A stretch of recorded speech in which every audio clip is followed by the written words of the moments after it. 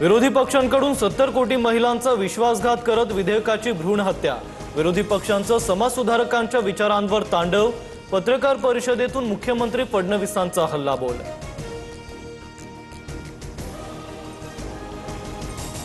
महिला आरक्षणाचा डमरू वाजवून कुणाला फसवताय? महिला आरक्षणाचं विधेयक 2023 मध्येच मंजूर।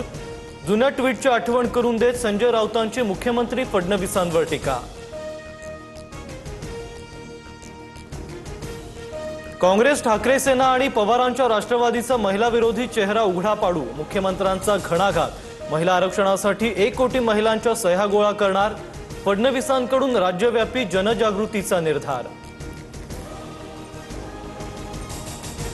डिलिमिटेशन आणि महिला आरक्षणाचा संबंध काय? सुप्रिया सुळेंचा फडणवीसांना सवाल। तर फडणवीस अभ्यासू नेते, त्यांना दिल्लीवरून दबाव असेल। सुळेंची टीका। सुळेंनी मुख्यमंत्र्यांसोबतच्या डिबेटचं आव्हानही स्वीकारलं।